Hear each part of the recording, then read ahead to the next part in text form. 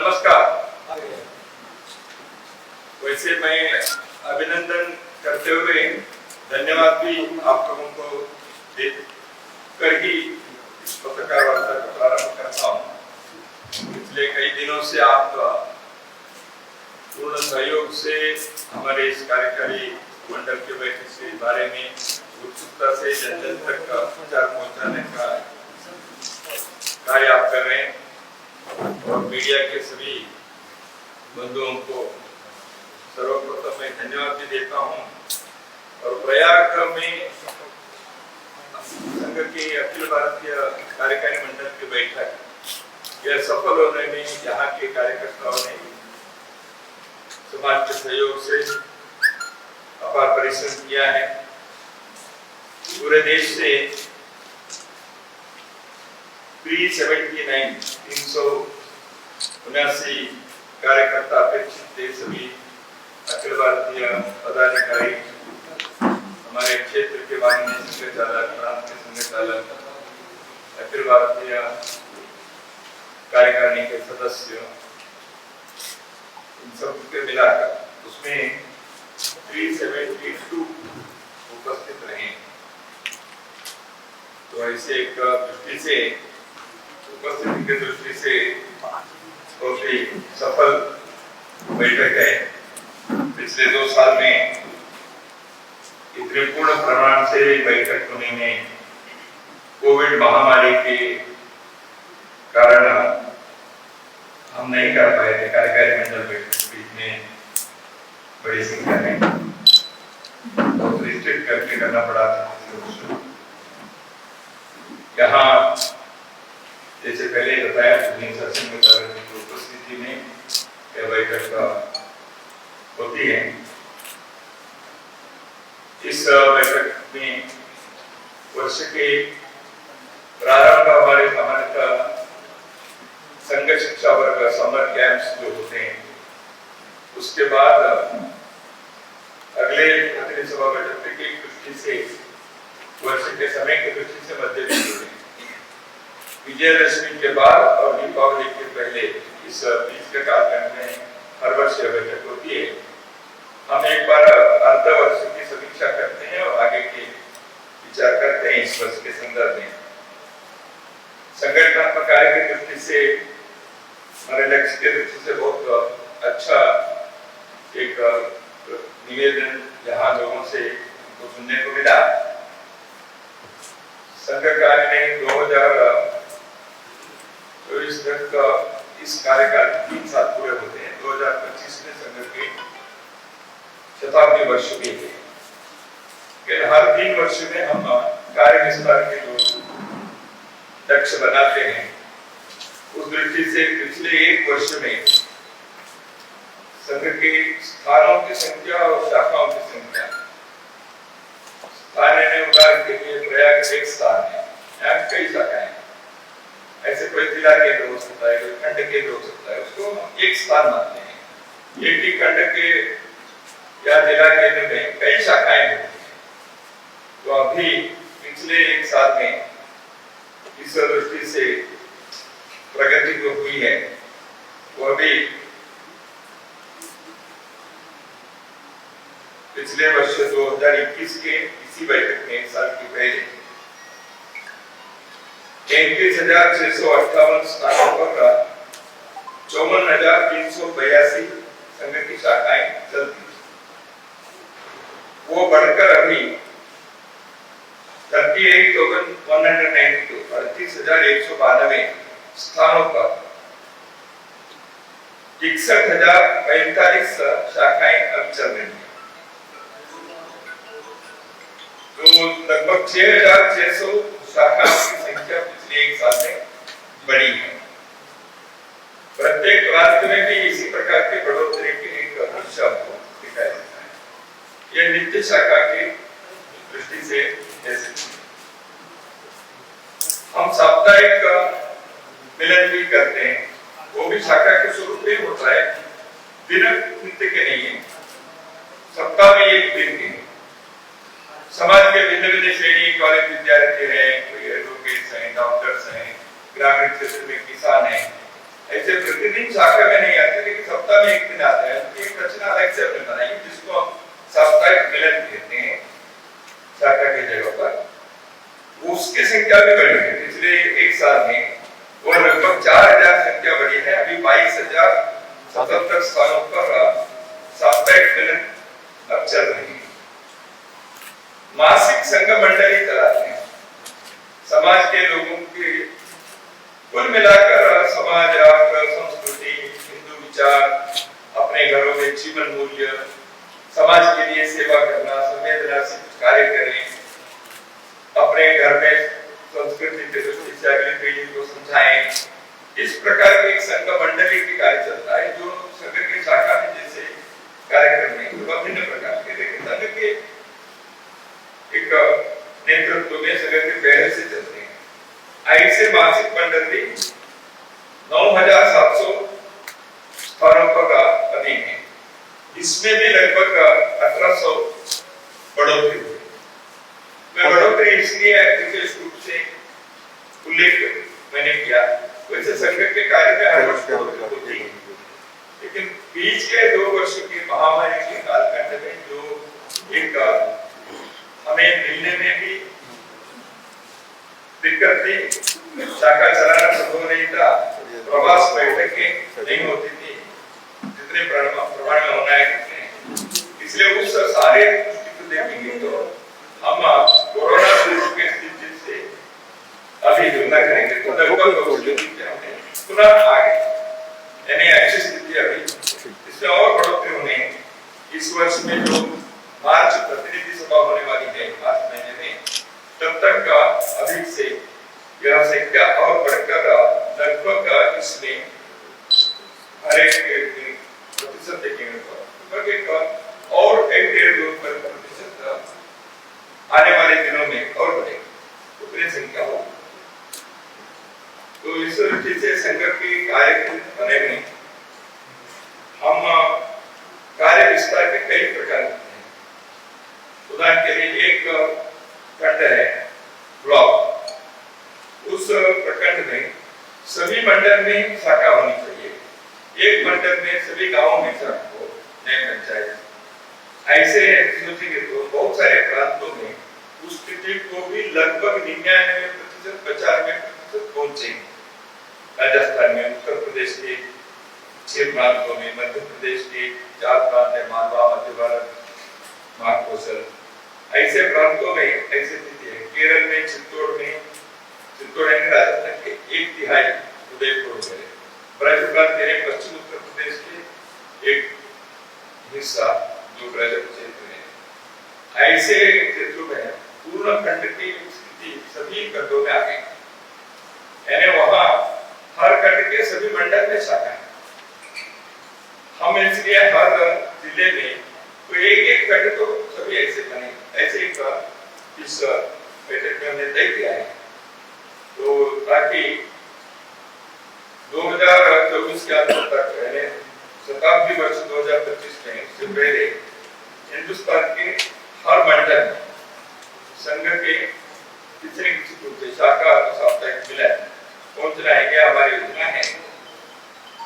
नौजवान लोग 1 साल 2 साल देने के लिए पिछले 2 साल में जो हमने प्रयत्न किया, लगभग 3000 युवक अभी इसी शताब्दी वर्ष के विस्तार यानी पूर्ण समय देने वाले निकले हैं।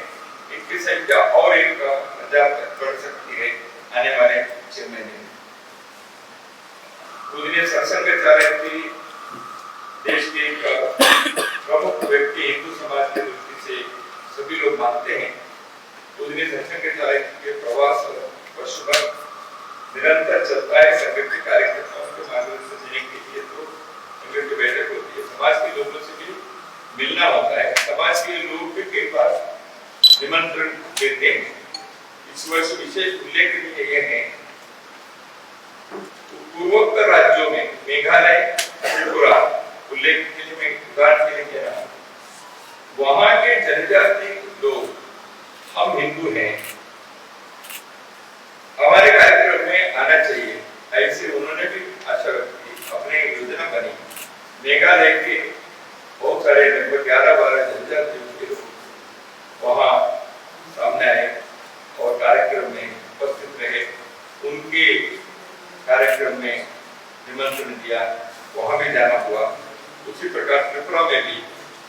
जनता से नेतृत्व सरसंघचालक से मिलना है। त्रिपुरा के बहुत सारे लोग जनता का बिंदु है, ऐसे उन्होंने पूर्ण रूप से इस विषय को स्वागत किया।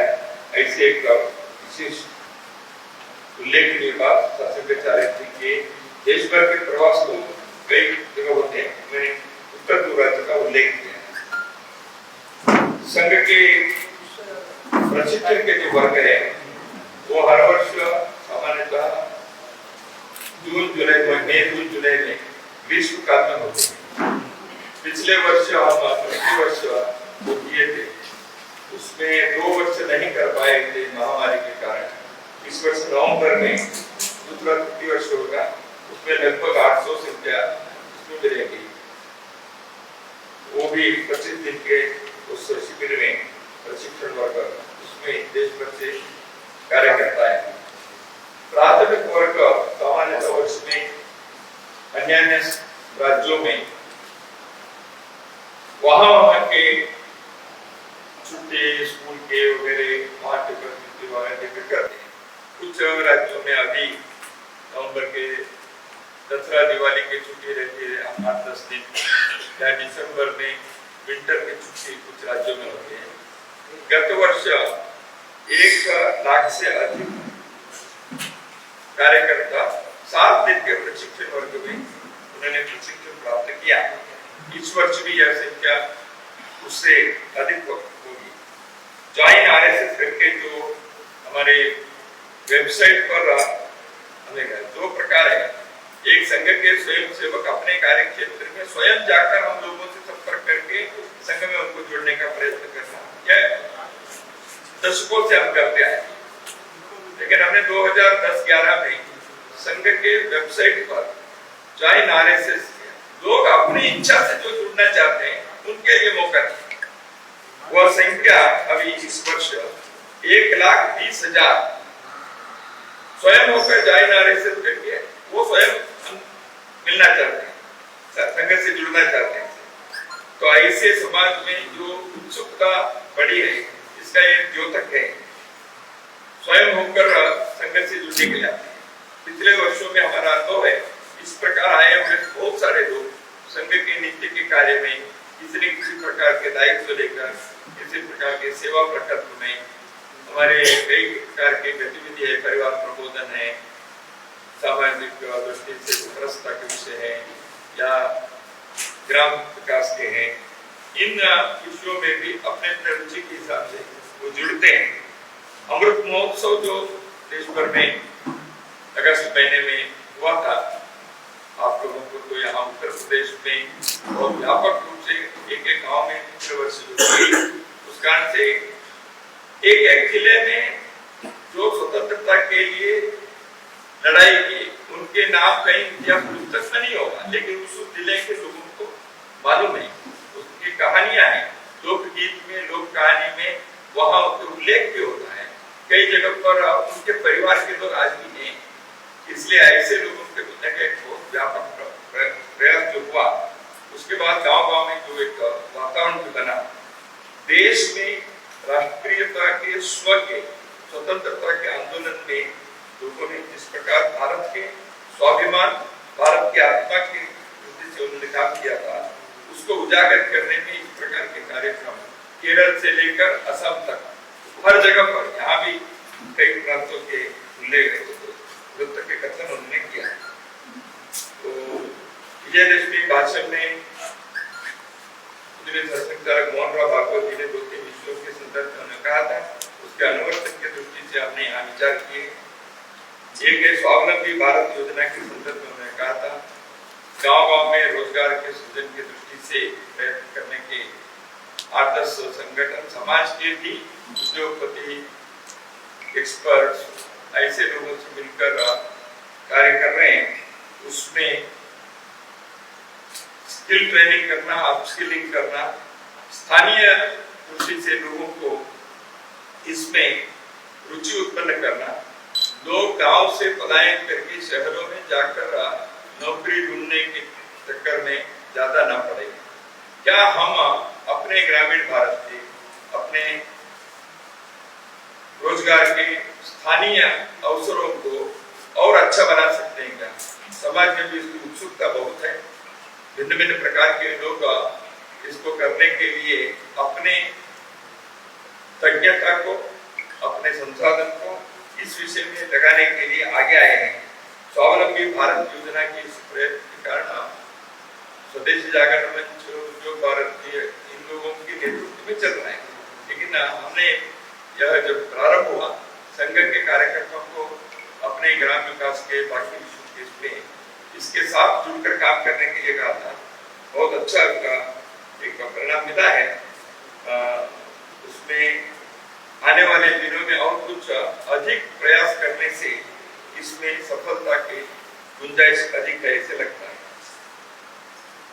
उसी के साथ और एक बात, जनसंख्या असंतुलन के बारे में संचालक ने अपने विजय भाषण में से रखा था। उस दृष्टि से देश में जनसंख्या की संख्या ज्यादा हो गई थी, विस्फोट हो गया, यह चिंता होना एक स्वाभाविक है, क्योंकि अपने संसाधन कितने हैं, सभी लोगों के पेट भरना चाहिए, हाथों को काम देना चाहिए। यह नहीं कर सकते तो जनसंख्या बढ़ने से समस्या होगी। एक तरफ ये है, लेकिन लोगों के जनसंख्या बढ़ने से इस देश की एक संपत्ति भी है। अब युवक इस देश में है, इसलिए हम बहुत गर्व से कहते हैं भारत युवकों का देश है, युवाओं का देश है। क्या आने वाले 10, 20, 50 वर्षों के बाद देश बूढ़े लोगों का देश हो गया तो जैसे दुनिया में कुछ देशों में यह अनुभव में आया, जापान में, चीन में वगैरह, तो हमारे देश ऐसे होना नहीं चाहिए। हर परिवार में बच्चों के सही विकास होने के लिए वह भी आवश्यक है कि वातावरण ऐसे बने। तो इसलिए छोटे बच्चों के संस्कार केवल स्कूल में देने से नहीं होता, वो तो होता ही है, लेकिन घर में भी ऐसे संस्कार मिलना चाहिए। तो आसपास में गली में, मोहल्ले में 10, 20, 25 बच्चे एक साथ ऐसे कर रहे हैं तो देखने से भी आनंद होता है और उनके स्वभाव में भी उसका स्वाभाविक रूप से असर होता है। तो इन दोनों का संतुलन करते हुए देश में जनसंख्या असंतुलन भी है और कई जगह पर इस असंतुलन के कारण देश के बाहर अन्य देशों में उस देश के विभाजित करने की नौबत क्या है। पिछले 50 वर्षों में ऐसी स्थिति भी आई। भारत में विभाजन भी हुआ, सूडान में हुआ, कोसोवो का जन्म हुआ, ईस्ट तिमोर का जन्म हुआ, इंडोनेशिया को एक हिस्से को अलग करके। तो इस दृष्टि से भी एक सतर्कता, सजगता समाज के अंदर रहना चाहिए। इन बातों को जो विजयदशमी भाषण में सत्संग चालक ने स्पर्श किया था, उसके आधार पर करणीय बातों के संदर्भ में यहाँ दर हुआ। इसलिए अपने यहाँ समाज में इसका प्रबोधन होना चाहिए, जन जागरण करना चाहिए। इसलिए स्थान पर स्थानीय लोग मिलकर इस विषय में जानकारी अधिक है और देश में एक समग्रता से, एकाग्रता से सभी को लागू होने वाली जनसंख्या नीति बने, ऐसे उसकी भी हमने यहाँ चर्चा की है। और मुख्य रूप से आने वाले दिनों में कार्य विस्तार की बात होती है और इन विषयों को लेकर समाज में चल रहे सेवा कार्य, बाकी परिवार प्रबोधन, अपने ग्राम विकास के कार्य व्यवधान के लिए हम प्रत्येक जिले में कम से कम एक गांव चयन करो और उस ग्राम के सामाजिक दृष्टि से, आर्थिक दृष्टि से कैसे उस गांव का विकास हो सकता है। तो ऐसे कुछ बातें यहाँ हमने पुनः संकल्प लिए हैं, इसके स्थिति में आगे बढ़ के रहे। तो मैं एक बार आप सभी को पुनः धन्यवाद देने के लिए और इन विषयों को आपके समूह करने के लिए आया था। नमस्कार। आपको सर, एक आपने कहा जनसंख्या असंतुलन के दृष्टि से, जैसे एक परिवार में कितने रहने चाहिए, 2.1 से अधिक रहने चाहिए परिवार में। संख्या, और वो 1.9 से कम हो गया है। ये पिछले 10-20 वर्षों में ऐसे हुआ है। एक बार 3 दिन और कुछ समय पहले जनसंख्या के नियंत्रण करने के लिए प्रयत्न करके सरकार से जनसंख्या नियंत्रण के प्रयत्न 40-50 साल पहले एक दौरान हुआ था। तो इस के होने से मैंने जैसे कहा, आने वाले वर्षों में बच्चों के, युवकों की संख्या कम होकर बुढ़ों की संख्या के अनुपात ज्यादा होने की संभावना आने वाले 30 वर्षों में 40%। एक असंतुलन। दूसरा है, हमारे देश में कन्वर्शन होने से, मतांतरण होने से कई जगहों पर संख्या हिंदुओं की कम, उसके परिणाम भी बहुत तो पहले भी हुआ है और जगह जगह पर उसकी समस्या भी आई है। इसलिए ये जो किसी न किसी प्रकार से मतांतरण करने की कई साजिश है, यह भी एक जनसंख्या को, दूसरा उस पे बांग्लादेश से, बांग्लादेश से उत्तर बिहार के राज्यों में आप पूर्णिया, कटिहार में देखेंगे या नॉर्थ ईस्ट में देखेंगे, ये इसी के लिए आंदोलन भी हुआ था। अब थोड़ा सा उसको रोकने का प्रयास वहां तो हुआ, लेकिन अन्य राज्यों में भी वो धीरे धीरे बढ़ने के सभी प्रकार के अनुभव आए। तो इन कारणों से वहां के सामाजिक आर्थिक दृष्टि से तनाव पैदा होता है। तो ये तीनों कारण जनसंख्या के असंतुलन के जगह पे ये पीछे हो गई।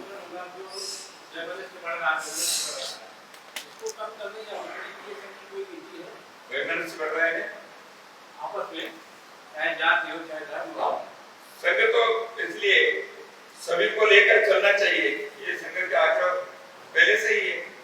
हम तो इसलिए हिंदू सुधरा सर्वे का है, किसी भी प्रकार के भेदभाव समाज में उत्पन्न नहीं करना है, और ऐसे भेदभाव उत्पन्न करने के जो प्रयास होते हैं उसको समाज इस विषय को जागरूक रहकर उसका खंडन करना चाहिए, उसके शिकार नहीं बनना चाहिए।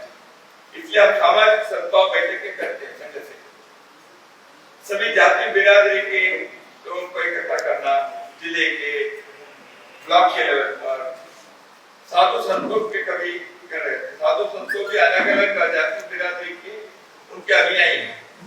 ऐसे सामाजिक सद्भाव बैठकें करते हुए ये जो आपने कहा वैमनस्य, आपस में द्वेष, दूरी, ये ना हो, उल्टा हम सहयोग कैसे कर सकते हैं। उदाहरण के लिए व्यसन मुक्ति करने हैं, ये केवल कानून करने से नहीं होगा, हमारे मंदिरों की स्वच्छता होनी है, या जनसंख्या के संदर्भ में जनजागरण होने हैं, राष्ट्रीय स्वाभिमान बढ़ने हैं। तो इसलिए अभी कोविड के समय सभी अपने देश के लोग एक दूसरे के सहयोग करने के कारण बहुत बड़ी इस महामारी को समाज ने अच्छे ढंग से सामना किया। सरकार ने तो अपने काम किया।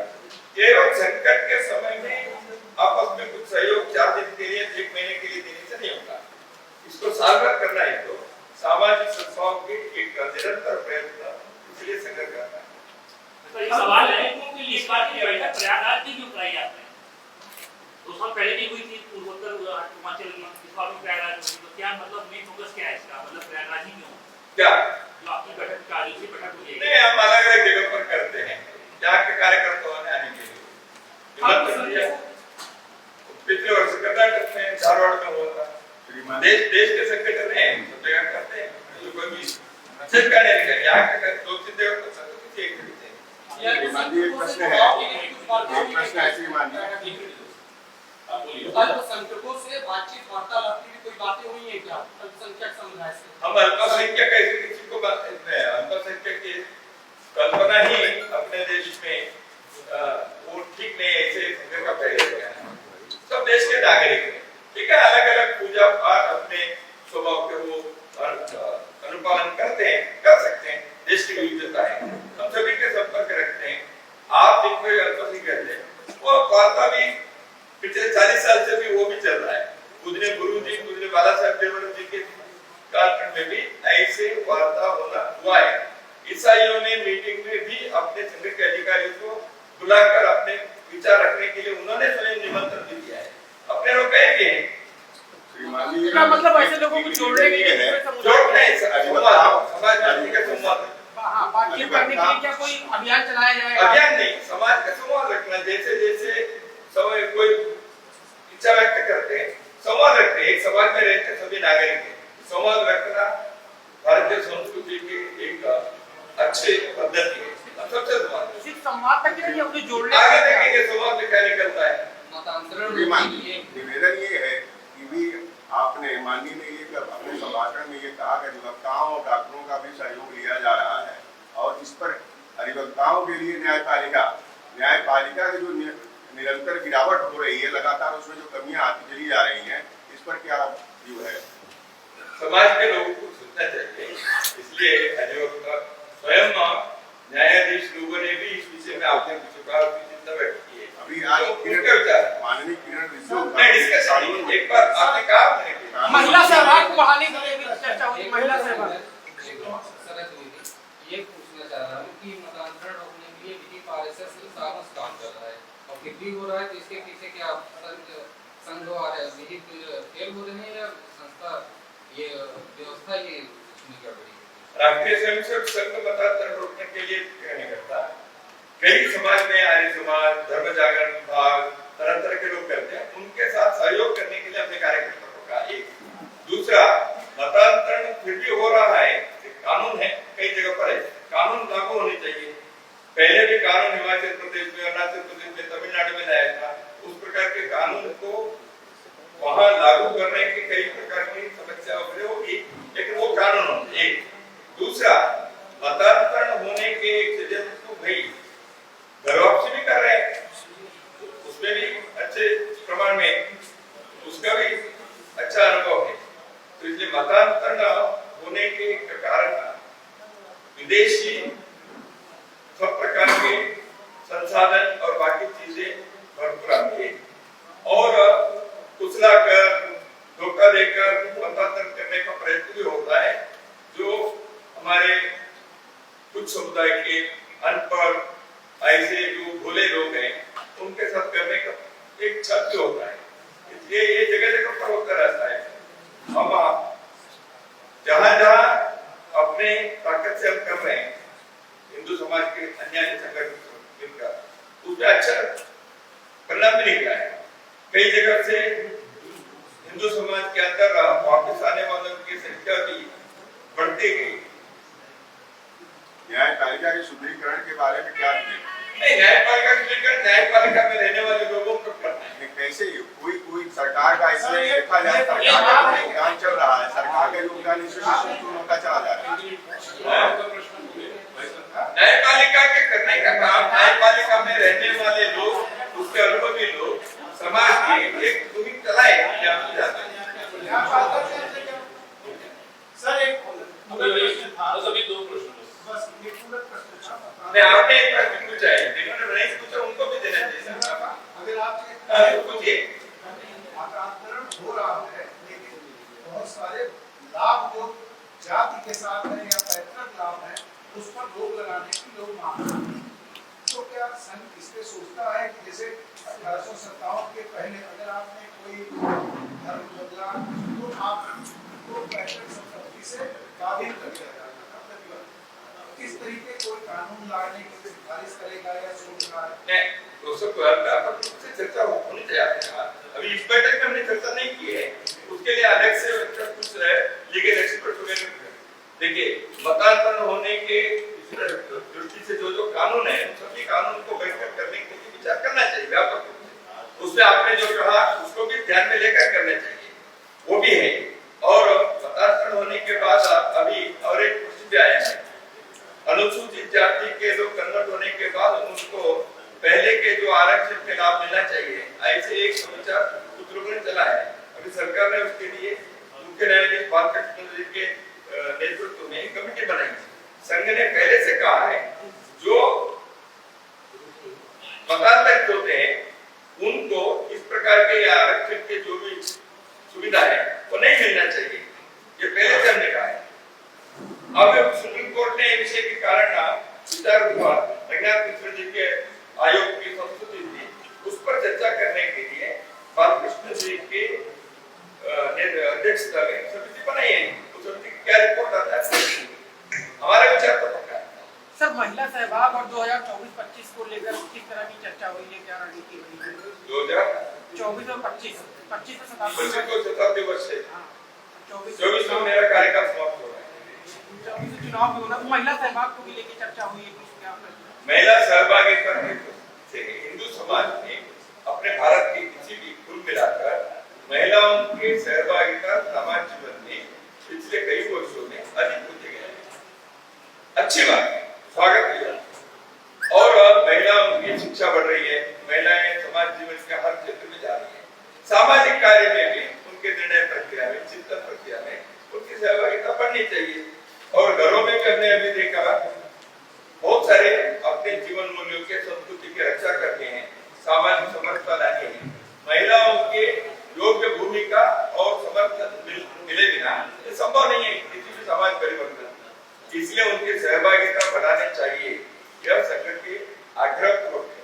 समाज जीवन में हर क्षेत्र में जाए, अपने भी सेवा कार्य में, हमारे ग्राम विकास में, कुटुंब प्रबोधन में, इन सब में महिलाओं की सहभागिता बढ़ रही है। हाँ, कार्य विस्तार के लिए पिछले 1-1.5 साल से और भी बढ़ी। धन्यवाद आप सभी बंधुओं को, धन्यवाद। यहाँ पर भोजन की व्यवस्था है, सभी बंधु पहले